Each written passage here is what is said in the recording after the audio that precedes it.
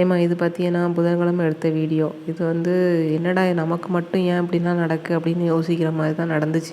இன்னைக்கு நடந்த நிகழ்வு ஃபுல்லாகவே அப்படி தான் இருந்தது புதன்கிழமை ஃபுல்லாக. இது என்ன செஞ்சேன், காலையில் என்ன செஞ்சேன், நல்லா துணியெல்லாம் துவைச்சி முடித்து பிள்ளைகள்லாம் வேலைக்கெலாம் அனுப்பிச்சிட்டு, வேலைக்கு இல்லை ஸ்கூலுக்கு அனுப்பிச்சிட்டு துணியை துவைச்சிட்டு சரி காலையிலேயே மாவு அரைச்சி வச்சுட்டா கொஞ்சம் பீடி சுற்றலாம், ஒரு 100 ரூபாய்க்கு சுற்றினா நமக்கு லாபம் தானே அப்படின்னு நினச்சிக்கிட்டு தான் அந்த கிரைண்டரை போட்டேன். ஆனால் கிரைண்டர் உளுந்து போட்டு எப்படி ஒரு 1/4 மணி நேரத்தில் 20 நிமிஷத்தில் எனக்கு ஆட்டிடும். ஆனால் இது ஒரு அரை மணி நேரமாக ஆட்டுது. உளுந்து அரைவனா அங்கே கலரே மாறி போச்சு. உளுந்து பொங்கியே வரல, கலர் மாறி போச்சு.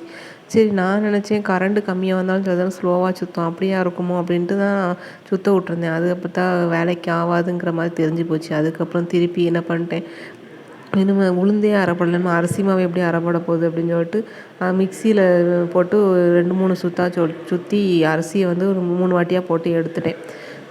அரிசி ரொம்ப அரைப்படணும்னு அவசியம் இல்லை பற்றியெல்லாம், அதனால் 3 சுத்தாக போட்டு எடுத்துட்டேன். அதுக்கப்புறம் உளுந்து கிரைண்டரில் கிடந்ததில்ல, அதுக்கப்புறம் உளுந்தை வலித்து திருப்பி அது மிக்சி ஜாரில் போட்டு சூடாக விடாத அளவுக்கு ஜெல் தண்ணியை ஊற்றி அரைச்சி ஓரளவுக்கு எடுத்து வச்சுட்டேன். இன்னுமே அதில் நான் ஒரு தோசையும் சுடலை, இட்லியும் அவிக்கல, என்ன நிலமையில இருக்குன்னு தெரில. ஆனால் நல்லா புளிக்க வச்சு தான் ஃப்ரிட்ஜில் வச்சுருக்கேன் பார்த்துக்கிடுங்க. அதுக்கப்புறம் கிரைண்டருக்கு ரிப்பேர் பார்க்கறதுக்கு கூப்பிட்டோமா, அவங்க சொன்னாங்க பெல்ட்டு தான் லூஸாக இருக்கும், சரி அதை மாற்றிடலாம் அப்படின்னு சொல்லியிருக்காங்க. இன்னும் எப்போ வருவாங்கன்னு தெரியல, இன்னும் வரல. சரியா?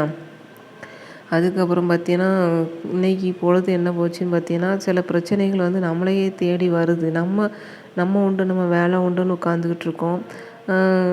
கடவுளாக பார்த்து சில பிரச்சனையை உருண்டாக்குறது. அந்த பிரச்சனையிலேருந்து நம்ம விலகி போகலான்னு பார்க்கும்போது, இல்லை அதை தீர்க்கிறதுக்குன்னு ஏதாவது வழியை நம்ம தேடும்போது, நான் தான் பிரச்சனை தரேனே அப்புறம் ஏன் நீ அதை தீர்க்க பார்க்க அப்படின்னு கடவுள் நம்மக்கிட்ட சொல்லுத மாதிரி, அந்த தீர்க்கணும்னு நினைக்கிறோம்ல ஒரு விஷயம், அதுலேருந்தே ஒரு பிரச்சனையை உண்டு பண்ணி அதுலேயும் தனியாக ஒரு பிரச்சனையை உண்டு பண்ணிடுறாரு.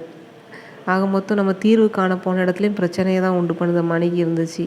நாள் முழுவதும் நமக்கு யாராவது சின்ன விஷயம், நம்ம எல்லாமே கரெக்டாக இருப்போம். கரெக்டாக இருக்கும்போது யாராவது நம்மளை குறைச்சோன்னா நமக்கு அது ரொம்ப கஷ்டத்தை ஏற்படுத்தும். அதே மாதிரி தான் நம்ம எல்லாத்துலேயுமே கரெக்டாக இருக்கோம்னு நினச்சி தான் இருக்கோம். ஏன்னா சிலர் பிரச்சனையை கண்டு ஒதுங்கி போவாங்களா, அதுக்கு இன்றைக்கி வேற ஒரு பேர் வைப்பாங்க.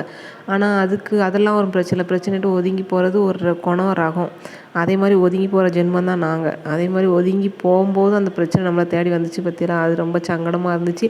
நம்ம எல்லாத்துலேயும் கரெக்டாக நம்மளை நீ கரெக்டாகவே இல்லை, நீ ஏமாத்துக்காரங்க அப்படின்னு சொல்கிற அளவுக்கு சிலர் சொல்லுவாங்க தெரியுமா. அது எப்படி நம்ம கரெக்டாக இருக்கோங்கிறத கூட அடுத்தவங்க புரிஞ்சிக்க மாட்டாங்க அப்படிங்கிறத நினைக்கும்போது ரொம்ப கஷ்டமாக இருக்குது. சரி, இன்றைக்கி டைம் முடிய போகுது, மிச்ச கதை நாளை சொல்லுதே.